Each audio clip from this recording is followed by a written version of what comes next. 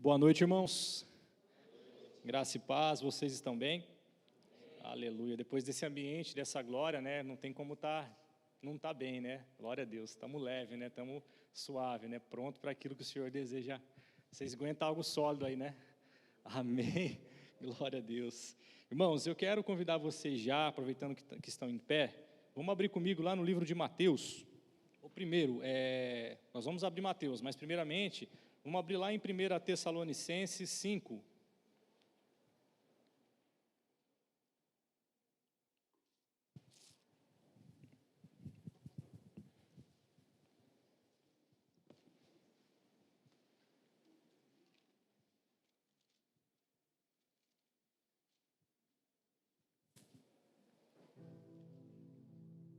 Primeira Tessalonicenses, capítulo 5, nós vamos fazer uma leitura que vai do capítulo 5, do verso 1 até o verso 11, amém? Diz assim a palavra: Irmãos, no que se refere aos tempos e às épocas, não há necessidade de que eu lhes escreva, porque vocês sabem perfeitamente que o dia do Senhor vem como ladrão à noite.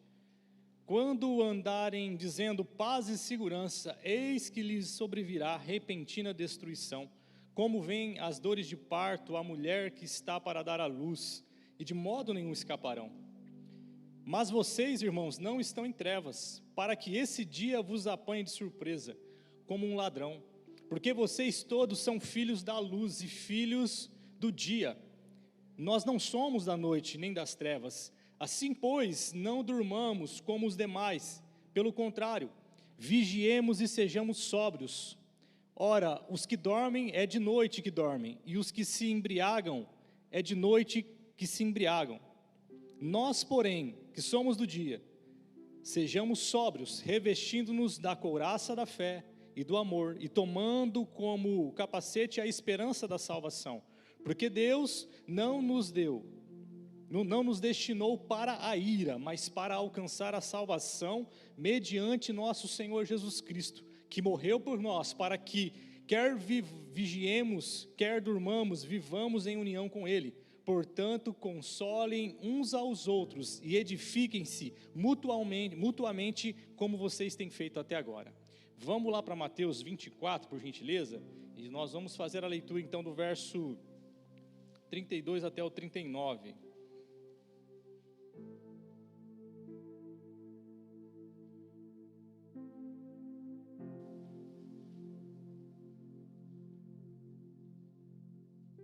Lá no finalzinho de Mateus 24, 32 ao 39 diz assim: Aprendam a parábola da figueira, quando já os seus ramos se renovam e as suas folhas brotam.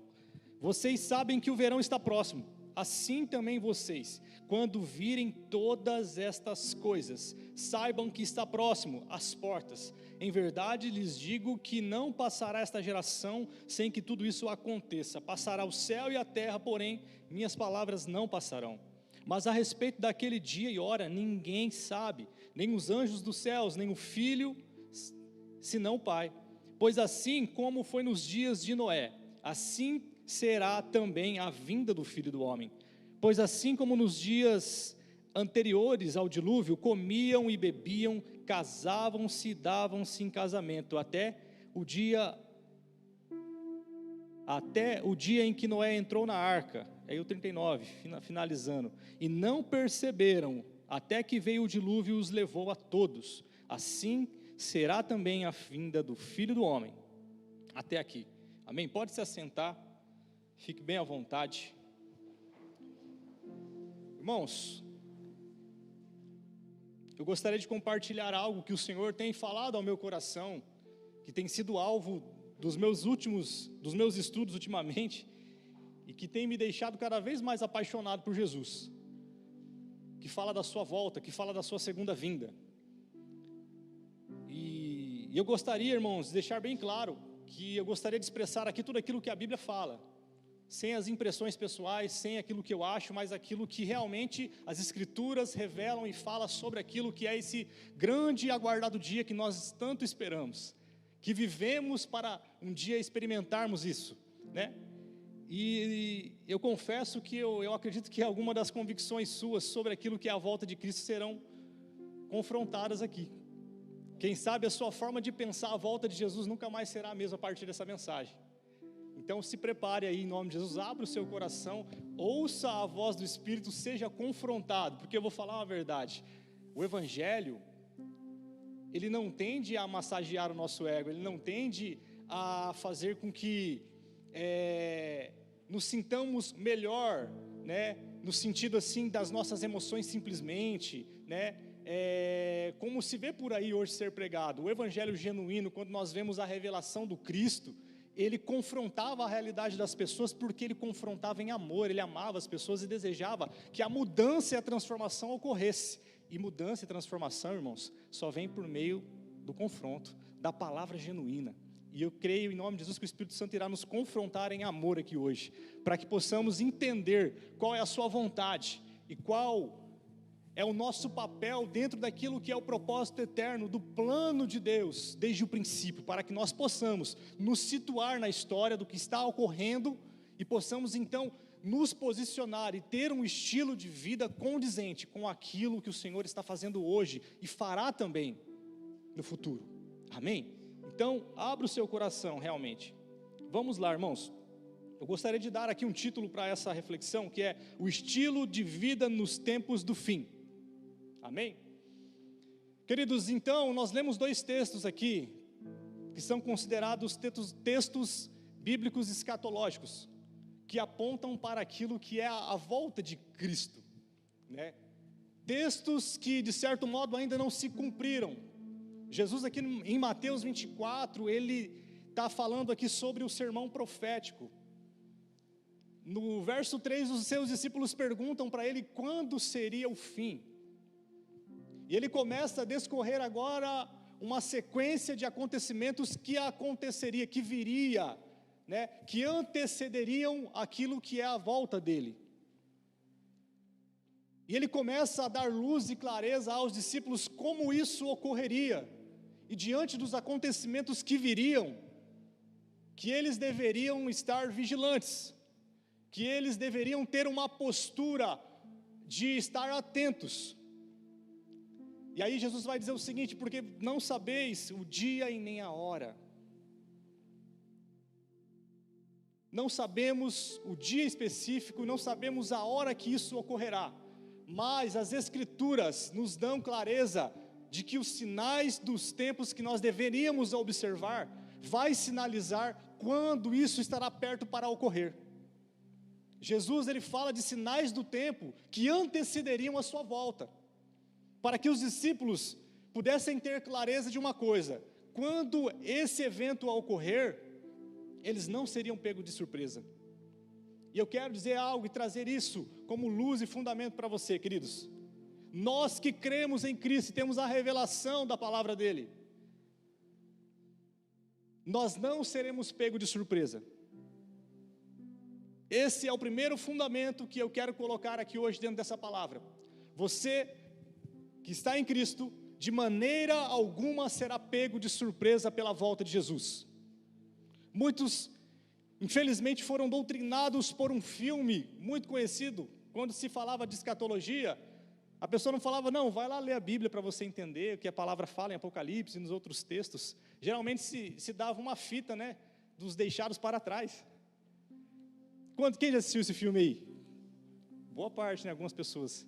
E ali, irmãos, foi um filme criado dentro de uma visão que fala sobre a volta de Cristo de uma forma diferente daquilo que a palavra fala. Fala de uma volta sendo feita por meio de algo chamado arrebatamento secreto. E se você viu esse filme, se emocionou com esse filme, eu não estou dizendo que tudo aquilo que foi exposto nesse filme não está correto, mas no que diz respeito à forma de que como Cristo voltará, esse filme ele é mais romântico do que realista, porque a realidade é que o arrebatamento da igreja é real, nós devemos acreditar e ele ocorrerá, mas o arrebatamento da igreja que nós vamos entrar aqui, vamos entender aquilo que é verdadeiramente, não fala de pessoas que serão tiradas da terra para ir para o céu. Uau, você fala, meu Deus, a minha vida toda eu pensei que seria isso. Não, irmãos, como diria o Capitão Nascimento, não vai subir ninguém. E ele estava certo, irmãos.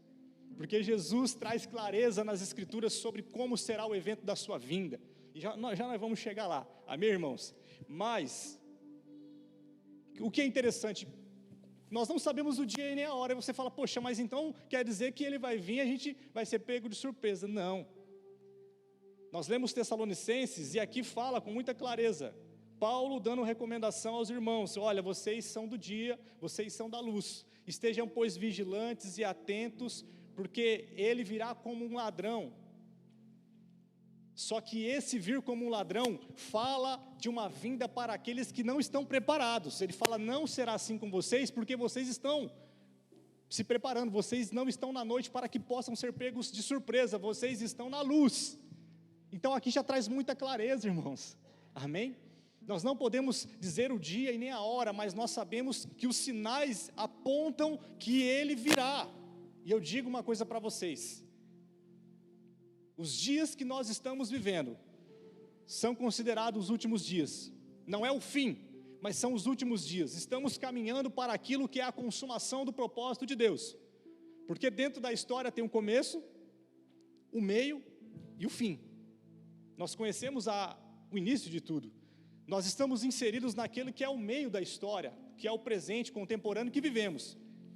Mas muitas vezes nos falta a clareza daquilo que será o futuro, do desdobramento final da história, da escatom, do fim das coisas.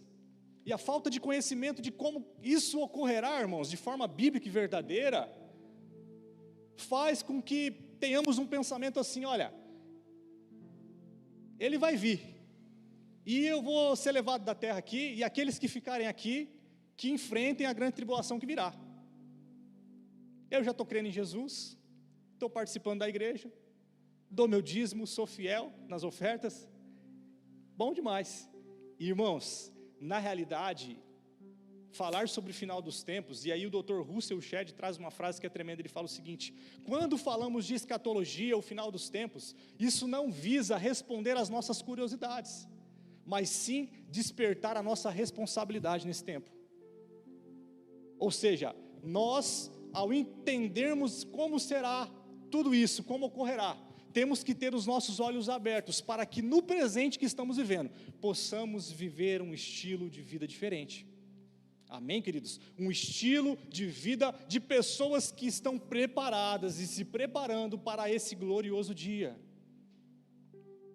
E você está se preparando? Amém? Glória a Deus, se você está aqui ouvindo essa palavra, é sinal que você está se preparando, procurando buscar conhecimento, ter comunhão com a sua família. Amém?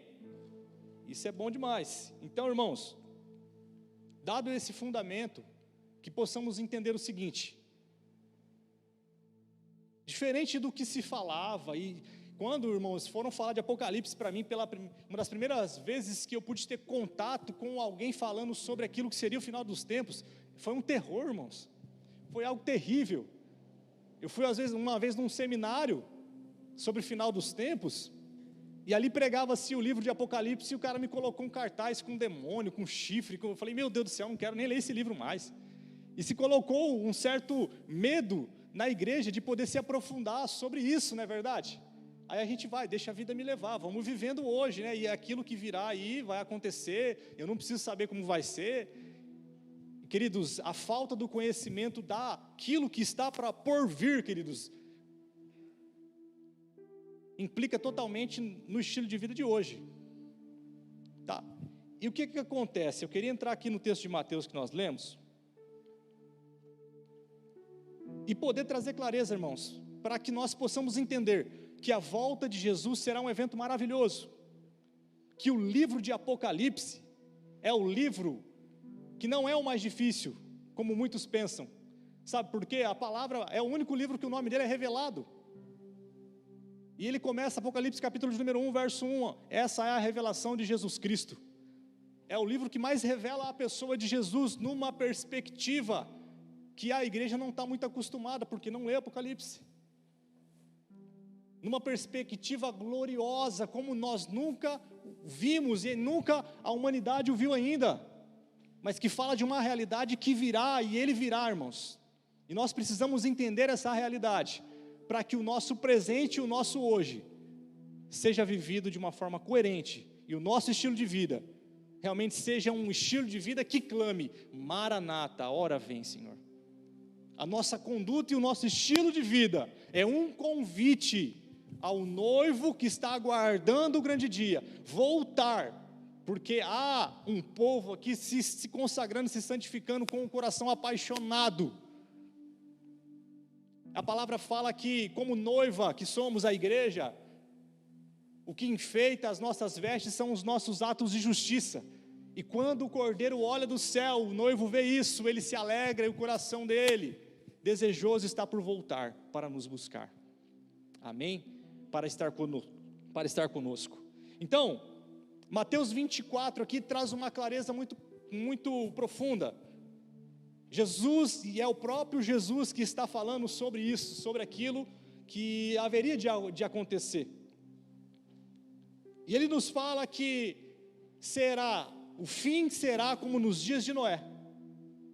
Então, a chave aqui, queridos, eu não tenho tempo para explicar tudo, mas a chave para entendermos o final e o desdobramento de tudo é nós observarmos a história de Noé. Porque Jesus usou o exemplo dele, que é o exemplo mais claro daquilo que há de acontecer.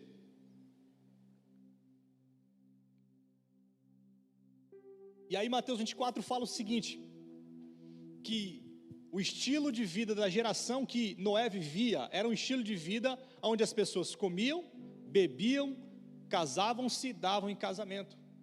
Então, essa realidade fala de um estilo de vida hedonista, pessoas que estavam vivendo. Quando você lê Gênesis 6, vai ver a história de Noé, você vai ver uma violência tremenda que as pessoas viviam na terra, você vai ver libertinagem, promiscuidade, falta de temor, orgulho. Isso caracterizava aquilo que era o estilo de vida das pessoas que viviam nos dias de Noé. Irmãos, trazendo hoje para a realidade que nós vivemos, não parece muito igual à nossa realidade? A realidade onde as pessoas vivem um hedonismo que é centralizar o seu prazer acima de tudo. Porque quando fala que eles bebiam e comiam, fala disso. Casavam-se, davam em casamento, só queriam saciar aquilo que eram os seus prazeres e suas vontades. E hoje nós vivemos numa geração cujo principal propósito é poder saciar os seus prazeres, é poder ter satisfeito as suas vontades, e para isso não importa o que essa pessoa precise fazer para que isso ocorra. Nós vemos um crescente número da falta do amor no coração das pessoas, e muitas vezes até dos cristãos. Nós vemos pessoas que não estão amando o seu próximo como a si, e nem como Cristo amou. Então, isso caracteriza, e é um sinal, da geração que estamos vivendo sendo muito parecida com a geração nos tempos de Noé, queridos. E uma geração que está crescendo nessa realidade de corrupção, de pecado, está crescendo dentro disso para o cumprimento de algo, a justiça de Deus. Porque o que Deus fez ali quando chama Noé? E fala: Noé, eu vejo que você é justo. E a palavra fala que ele era um homem íntegro, justo, temente a Deus. E Deus fala do plano que ele tem. E fala: Noé, você, sua esposa, seus filhos, constrói uma arca, chame os animais, entre dentro, porque a partir de você eu farei uma nova nação. Eu farei a terra novamente. Eu vou exterminar a terra com o dilúvio. Dilúvio, queridos, fala daquilo que é o juízo de Deus sendo derramado sobre a iniquidade, sobre o pecado. Então, a semelhança daquilo que ocorreu nos tempos de Noé, quando nós olhamos para os dias em que vivemos atuais, está muito igual. E isso é uma forma de nós nos alertarmos, porque se as pessoas estão vivendo como nos dias de Noé, e no tempo do fim, isso seria uma característica das pessoas que fariam parte daquela que seria a geração que traria, que seria a volta, que viveria a volta de Jesus, nós temos que viver um estilo de vida semelhante ao de Noé. 1 Pedro vai falar que ele era um pregoeiro de justiça. Hebreus vai falar que Noé, pela sua justiça e conduta em obedecer a Deus, julgou o mundo. Então nós devemos ter um estilo de vida semelhante ao de Noé. E o que acontece, irmãos? Para nós podermos ter clareza sobre o que virá dentro daquilo que é o propósito de Deus que está correndo a cada dia, é entendermos que assim como Deus falou para Noé o seguinte: olha, Noé, eu tenho o propósito de derramar um juízo sobre a terra, só que você é um homem justo, e através de você eu tenho um propósito, e é necessário que você construa uma arca. E a construção da arca, irmãos, demorou mais de 100 anos. A construção da arca fala da preparação de Noé para aquilo que estava por vir. Então, se nós temos que viver um estilo de vida como Noé, é Deus sinalizando para nós que há de vir algo sobre a terra, que há de vir um juízo dele sobre a iniquidade, sobre o pecado.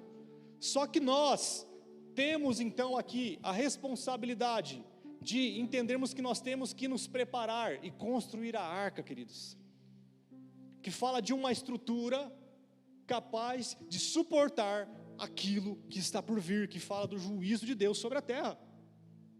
É isso, é a clareza que Mateus 24 traz quando Jesus está falando sobre como seria o dia do fim, o período que está antecedendo os dias do fim. Seria como os dias de Noé. Então nós precisamos viver como Noé viveu, temente a Deus, se afastando do pecado, procurando realmente se preparar, queridos, dia após dia, crescer em oração, crescer em conhecimento da palavra, desenvolver os dons espirituais, viver o propósito de Deus que Ele tem para você, para a sua história e para a sua família, hoje. Não esperar que isso ocorra amanhã, não esperar a próxima oportunidade, mas viver isso hoje. Entenda que a oportunidade de Deus para as nossas vidas, para vivermos o que Ele tem, é hoje, queridos. Nós precisamos nos preparar hoje. Quantos estão entendendo? Então, queridos, o dilúvio que fala acerca de um juízo, Deus não falou para Noé construir a arca no dia do dilúvio, falou para construir antes, para que ele se preparasse, e nós também estamos aguardando a volta de Cristo. Ele virá, queridos, e eu digo aqui com muita clareza que isso não acontecerá amanhã, isso não acontecerá daqui uma semana. Aí você fala: nossa, mas como é que você pode falar isso com tanta clareza? Porque as escrituras nos falam. Quando você olha as profecias de Daniel, quando você olha aquilo que antecederia a sua volta, nós vamos entender que há um tempo e há um cumprimento profético de coisas que seriam reais e presentes na nossa geração, que evidenciariam que Ele está próximo de voltar. Por isso eu digo com muita clareza. Porém, isso não é uma desculpa então para mim levar a minha vida do jeito que está, esperando mais próximo da volta para eu me consertar. Pelo contrário, se eu estou sendo avisado, sinalizar, e o Senhor está sinalizando de que Ele virá e eu preciso estar preparado, eu tenho que começar isso agora, eu tenho que começar isso hoje. Deus, quando falou com Noé, Ele abriu mão de tudo. Ele era agricultor, foi aprender a ser carpinteiro e construiu uma arca. Então, queridos, é hoje que nós temos que responder aquilo que é a responsabilidade que temos. Nós não podemos terceirizar e nem deixar para depois.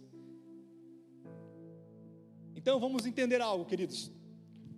Nós estamos naquilo que é o final dos tempos, e a Bíblia vai nos dar aqui clareza em textos bíblicos que apontam sobre o fim, para que nós possamos entender.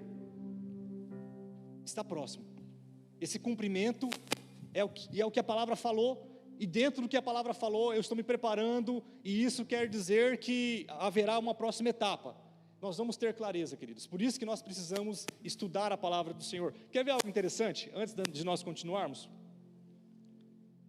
O livro de Daniel, capítulo 9, vai falar ali que Deus levantaria nesses dias homens sábios, homens que seriam usados, e teriam uma sabedoria que não vem simplesmente de estudos terrenos, de matérias humanas, mas que viria de uma sabedoria de Deus. E essa sabedoria, no seu original, vem do mascalim, que fala de sabedoria para saber entender o fim. sabedoria e capacidade de interpretação daquilo que aconteceria no tempo do fim.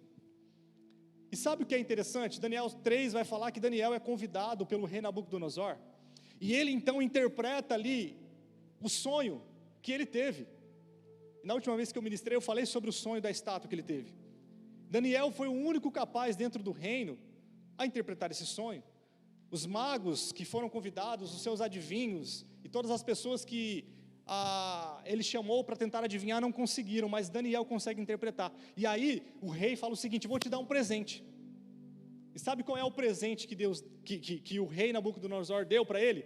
Você vai ser o chefe dos magos. Ele literalmente se tornou um mestre dos magos na época dele.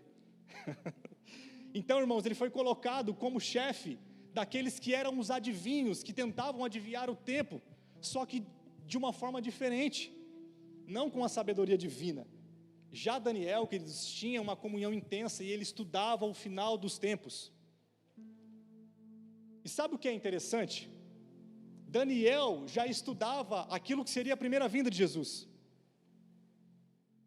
porque ele dá a referência, quando ele fala das 62 semanas, depois das 7 semanas, ele está falando de um tempo que ocorreria próximo à vinda de Cristo, e cronologicamente, até o tempo de Daniel e a manifestação do Messias, da sua primeira vinda, ocorreu isso cronologicamente perfeito. E quando Jesus então nasce, lá em Belém, quem eram as únicas pessoas que sabiam do nascimento de Jesus? Os magos, irmãos. Por quê? Porque esses magos foram discipulados por professores que foram discípulos de Daniel na Babilônia, irmãos. E Daniel, pela clareza e revelação que teve daquilo que viria a ser a primeira vinda de Cristo, instruiu. Isso fala de Mascalim, pessoas que estão estudando aquilo que será o desdobramento do fim, pessoas que têm sabedoria. E sabe quem são essas pessoas? Somos nós, irmãos, a igreja que tem a mente de Cristo, que tem as Escrituras, que nós possamos interpretar a palavra como ela é verdadeiramente, pedindo o auxílio do Espírito Santo. E por que eu falei sobre Daniel? Porque Daniel teve a capacidade de ser instruído sobre aquilo que seria a primeira vinda. Ele fala também sobre aquilo que seria a segunda, que é a volta de Cristo. Mas nós temos hoje que estar estudando a palavra, queridos, para podermos ter clareza. Nós não seremos pegos de surpresa. Por isso, cada período que passa, cada estação que passa, o tempo está passando, e nós precisamos entender que o Senhor deseja levantar homens e mulheres que vão crescer em sabedoria e em conhecimento da palavra, e não vão ser pegos de surpresa, porque estão aguardando ansiosamente a vinda do Senhor, porque vivem na luz, e estão sendo instruídos sobre esse grande e glorioso dia que virá. Amém? E com isso, queridos, eu quero realmente incentivar você a ter uma paixão e um amor pela palavra, irmãos. Realmente dobre o seu coração em rendição, a ouvir a palavra do Senhor em oração, e procurar saber aquilo que Deus deseja fazer, irmãos. Nós precisamos entender, porque quando você começa a entender o plano de Deus para a história, e que a sua vida está inserido nisso, irmãos, é maravilhoso. Você vive com um propósito, você não vive mais sem saber o que você foi chamado para se tornar, e o que você precisa realizar nesse processo. Quando você tem objetivo, quando você sabe das coisas, quando você tem conhecimento, querido, isso é um sinal de maturidade. É prazeroso isso, você se relaciona com o Senhor, que você tem intimidade com algo que você conhece. Porque quando a gente só fica ouvindo de coisas que a gente não sabe, é chato demais, irmãos, é ruim. Mas quando você ouve algo que realmente você sabe, o seu coração queima, isso confirma aquilo que você já sabe, irmãos. Então, dentro disso, eu quero dar uma cronologia do que é o que estamos vivendo hoje. Estamos vivendo aquilo que é o final dos dias, mas ainda não é o fim. E quando se dará então o início desse fim? Jesus, ele fala um pouco antes de entrar nessa passagem que haveria um período chamado chamado princípio das dores, um período que seria caracterizado por uma apostasia. por um abandono proposital, volutivo, pessoas que abandonariam a sua fé, porque se esfriou o seu amor, porque está crescendo em iniquidade, e abandonou a sua fé. Essa é uma característica daquilo que seria o princípio das dores, que fala também que haveria um crescente número da pregação do evangelho de contrapartida. Irmãos, vamos ser bem sinceros, isso não é claro para nós que é parte daquilo que estamos vivendo hoje? Glória a Deus, eu creio que o evangelho está sendo pregado, porque Jesus fala que o evangelho do reino será pregado em testemunho em todas as gentes, em todas as nações, e aí virá o fim. Isso não quer dizer que todo mundo que ouvir o evangelho se converterá, mas quer dizer que o evangelho chegará a toda pessoa. E isso está ocorrendo, irmãos. A globalização, a tecnologia, as plataformas digitais possibilitaram a pregação do evangelho numa escala e num alcance desproporcional. Então isso está se cumprindo.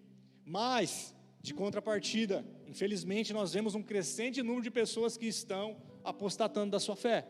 Então isso é uma característica daquilo que é o fim dos tempos. E fala de um governo que se emergiria de forma política, que traria um período de estabilidade, mas que isso se daria por um período, mas que depois acabaria. Isso é característico daquilo que é o princípio das dores. Eu não quero entrar em mais detalhes. E quando isso ocorrer, então, a palavra fala, Daniel fala da revelação que ele tem dos 7 anos. 3 anos e meio caracterizando aquilo que seria o princípio das dores. E quando acontecesse esses 3 anos e meio, o primeiro período acabasse, aí então viria o grande e temido dia em que muitos cristãos querem fugir daqui, que é o período chamado, que Jesus fala em Mateus 24, da grande tribulação. E esse período então fala desse líder, desse governo se revelando então, descumprindo seus acordos, e rebelando-se como aquele que é o homem da iniquidade, que se opõe contra tudo aquilo que se chama Deus, que é o anticristo. E ele se revelando então, queridos, isso faria então que desse início então o período que antecede a volta de Cristo de fato, que é o fim. E ele se revelaria assumindo um governo que se assentaria lá em Israel, no trono em Jerusalém. E ele será adorado. E ele reunirá pessoas que servirão a ele. E ele fará uma estátua, a estátua da besta, que realizará prodígios, sinais e maravilhas. E aqueles que se dobrarem a ele terão um sinal. A palavra fala um sinal na mão e o outro na testa. E aqui eu quero trazer clareza para vocês, porque por muito tempo a igreja quis saber das curiosidades daquilo que é do desdobramento da história do fim. O sinal da besta é o Mondex, é um chip, né? É algo que vai ser introduzido na pessoa ali, que vai possibilitar ela fazer pagamento, ter seus documentos ali, todos de forma otimizada. Irmãos, eu vou dizer para vocês que isso não é verdade. De certo modo, queridos, a marca da besta fala de padrão de pensamento, que modelará um comportamento, e que vai autorizar uma intervenção espiritual na terra. Por que eu falo padrão de pensamento? O chip, quando fala da marca da besta, chip não, esquece chip, a marca da besta fala que vai ser na testa, fala padrão de pensamento. Pessoas que com o seu padrão de pensamento serão engolidas pelo sistema e pelo governo do anticristo, se dobrarão a esse regime, não porque alguém colocou uma marca nela, mas porque a sua forma de pensar vai modelar então a sua forma de trabalhar, a sua forma de agir. E aí fala então da mão, do braço. Quantos estão entendendo? Fala de uma marca, mas não no sentido de uma marca física, ainda que tenha. E fique tranquilo, querido, que assim como aceitar Jesus, ninguém faz isso por acidente. Ninguém também se juntará ao anticristo por acidente. eu comi algo lá e tinha um chip dentro, e meu Deus do céu, estou com a marca. Não, irmãos. A Bíblia deixa muito claro isso, entende? Que fala de um padrão de pensamento que vai modelar um comportamento das pessoas que viverão nesse período. Muito bem. E dentro disso que é chamada a grande tribulação, queridos, esse tempo, Jesus ele descreveu que ele viria e a igreja gloriosa de Cristo estaria presente nesse momento. Você fala, mas aonde a Bíblia fala sobre isso? Vamos lá. Está com a Bíblia aí comigo? Abre comigo aí, já deve estar aberto, Mateus 24, do 29 ao 31.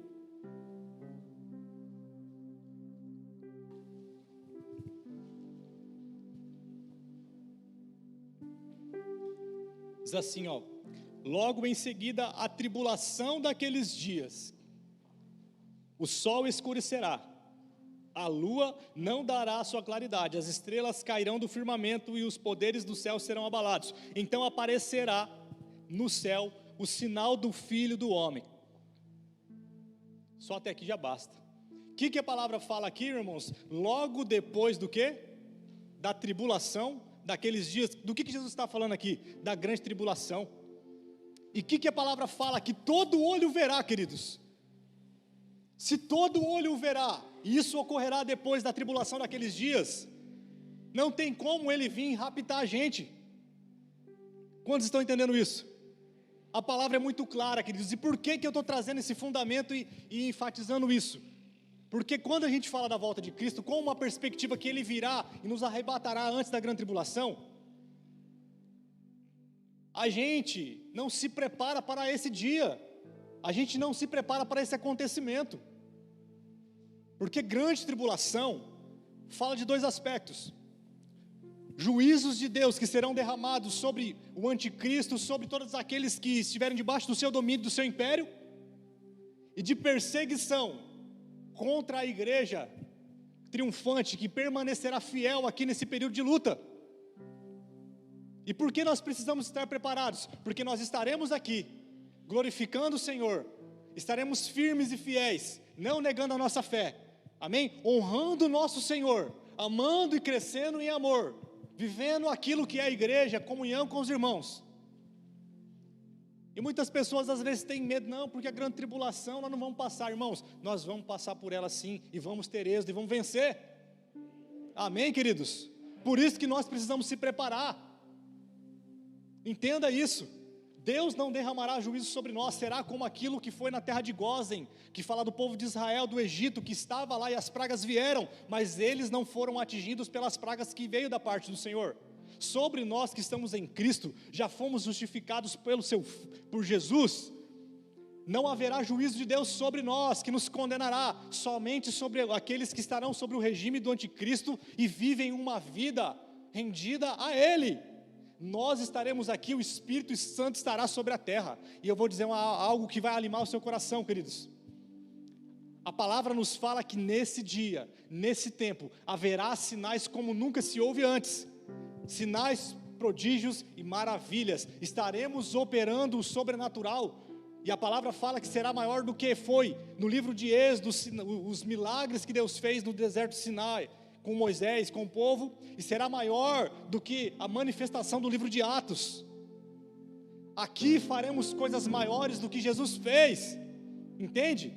Então será um período maravilhoso, onde a igreja brilhará, queridos, aonde nós triunfaremos contra tudo aquilo que se opõe ao Senhor, aonde de fato nós somos chamados para ser igreja verdadeiramente. Esse é o grande dia que virá para nós enfrentarmos. Por isso que nós temos que estarmos nos preparando na construção daquilo que é a arca, que fala de uma estrutura, emocional, que fala de uma estrutura física e espiritual, que esteja preparada para suportar isso. Porque, queridos, isso se dará num período de 3 anos e meio, conforme a palavra fala. E quando esse período chegar ao final, a palavra fala então que virá a vinda do Filho do Homem. E esse dia, irmãos, será o dia mais marcante e maravilhoso. É o dia em que nós estamos aqui, e tudo o que nós estamos vivendo e passaremos, valerá a pena, queridos. Será recompensador. Entenda algo, Jesus veio a primeira vez, e Ele vem como o Cordeiro que trouxe redenção para o pecado e resolveu o pecado do homem. E Ele foi então para junto do Pai, Ele morre, Ele ressuscita e está à destra do Pai. E Ele disse que tão certo como Ele foi, Ele voltaria. E Ele falou o seguinte, olha, em João 14, não se turbe o vosso coração, crede em Deus, crede também em mim. Na casa de meu Pai há muitas moradas, se não fosse assim, eu não vos teria dito. Quando fala de morada, fala aqui de uma morada provisória, que Ele foi preparar. E o que isso tem a ver, irmãos? Quando nós morremos, os que estão firmes em Cristo e morrem em Cristo, automaticamente após a morte eles vão para o céu. Eles vão para aquilo que é chamado paraíso.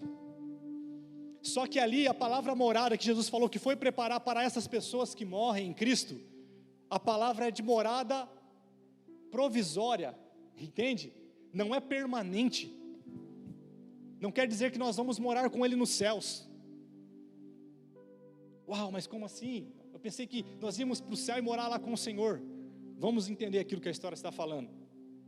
Vamos abrir, irmãos, lá, para nós podermos ter mais clareza sobre isso. 1 Tessalonicenses, capítulo de número 4, verso 13 ao 18.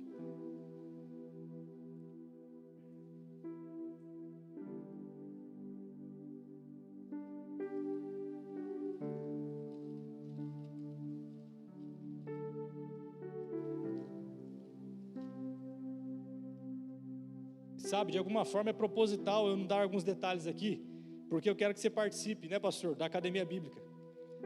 Porque ali a gente vai poder discorrer profundamente sobre cada detalhe daquilo que será esse período maravilhoso, tá? Então vamos lá, 1 Tessalonicenses, capítulo número 4, verso 13, fala assim a palavra: irmãos, não queremos que vocês ignorem a verdade a respeito dos que dormem, para que não fiquem com tristeza como os demais, que não têm esperança, porque se cremos que Jesus morreu e ressuscitou, assim também Deus, mediante Jesus, trará na companhia dele os que dormem.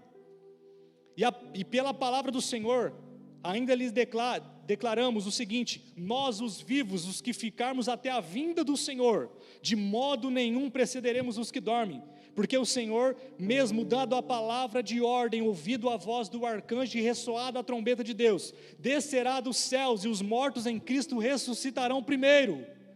Para por aqui. Aqueles que morreram e que estão lá nessa morada provisória, na volta de Cristo, o que ocorrerá com eles? Eles virão com o Senhor e ressuscitarão, queridos. Que loucura isso, irmãos. Aí você fala assim, mas espera aí, a pessoa que morreu e foi cremada, as moléculas dessa pessoa, seja onde for as células, se refarão novamente, e essa pessoa ressuscitará num corpo glorificado. Eu vou continuar o texto, mas eu gostaria de falar algo para vocês. Jesus, toda a história bíblica que fala dele é proposital, e a cada festa que ele participou também é proposital e é profético.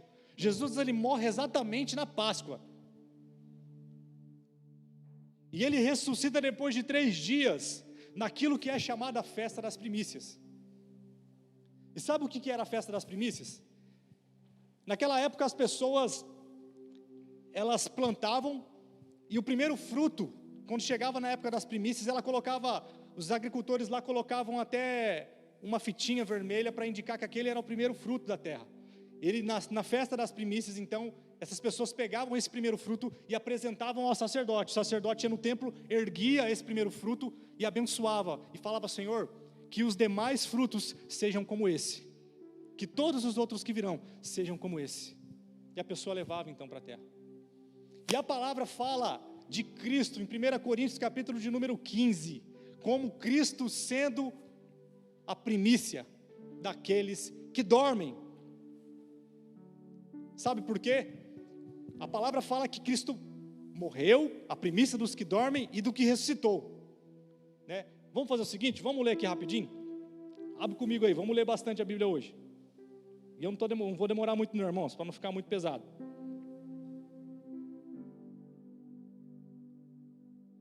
Primeira Coríntios 15, do 20 ao 25.